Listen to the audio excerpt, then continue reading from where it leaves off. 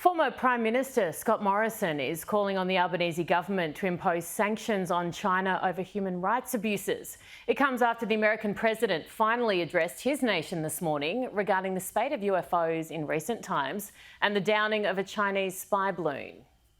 Make no mistake, if any object presents a threat to the safety and security of the American people, I will take it down. Joe Biden also said he planned on speaking with Chinese President Xi Jinping in the coming days, and he hoped to get to the bottom of this, as he put it. Good luck. Joining me now is Shadow Defence Minister Andrew Hastie. Thank you so much for your time, as always. Firstly, no one wants dialogue between China and the West, particularly the US, shut down, so Biden should engage, absolutely.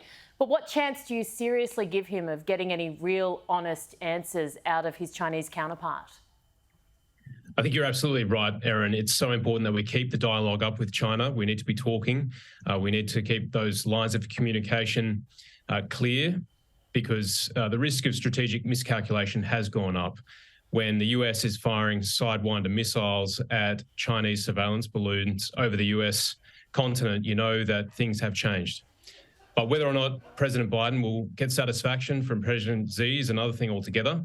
But he's right to ask the question, because this was an incursion of US airspace and US sovereign territory, and President Biden did exactly the right thing by downing several of those balloons.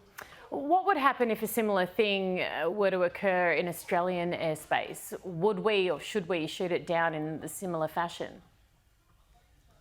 Well, nothing like that has occurred in Australia, as far as I'm aware, and I've had a briefing on it.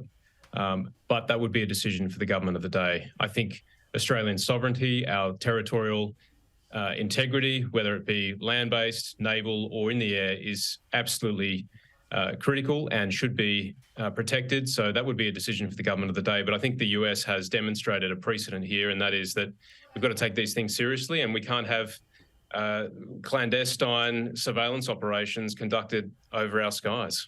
It leads me directly to my next question, which is, what do you make of Scott Morrison's speech in Tokyo?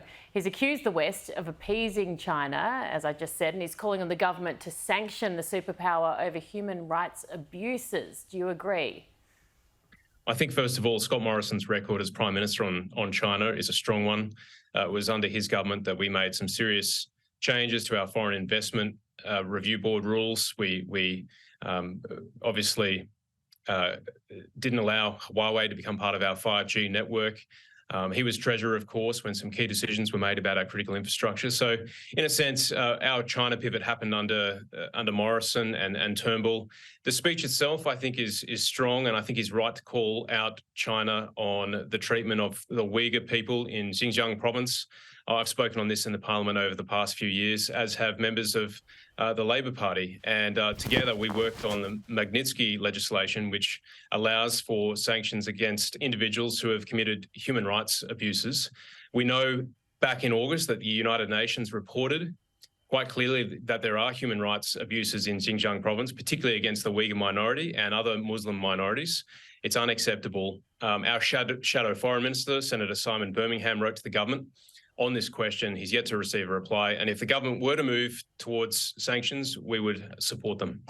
You were part of the Sky News documentary that ran this week, Are We Ready for War? The answer, no surprises here, was no. Now, it coincided with the big defence review being handed to the government. Do you have any confidence that the implementation of it will increase our capabilities to the extent needed in the time needed? Well, first thing, Erin, our posture is one of bipartisanship. We take this question about our national security very, very seriously.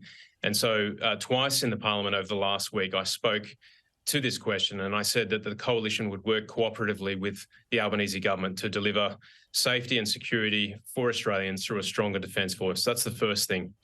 So we'll wait and see what happens with the AUKUS announcement and DSR, and we're reserving our judgment. We'll provide robust opposition as always, but we're not going to jump to conclusions just yet. But one thing that I am concerned about is the apparent division within the government itself. Treasurer Jim Chalmers wrote a long 6,000-word essay over the summer where he articulated three crises over the last 15 years, the financial crisis, he mentioned the pandemic, and of course, he's mentioned the energy and inflation crisis, but not once did he mention the national security crisis that's looming over the horizon, the one that both Penny Wong, the foreign minister, and Richard Marles, the defence minister, have both paid close attention to and have mentioned regularly over the last year or so. So we need this investment in defence, but I'm not sure if the Treasurer actually appreciates the problem, nor is he committed to actually seeing the right sort of funding given to defence to make sure it can meet its capability requirements. Does that mean you don't have confidence in the government's ability to handle this issue? Look, as I said, we're going to work bipartisanly with the government. There's a lot of rhetoric out there. Richard Marles, I think, overcooked it massively this week.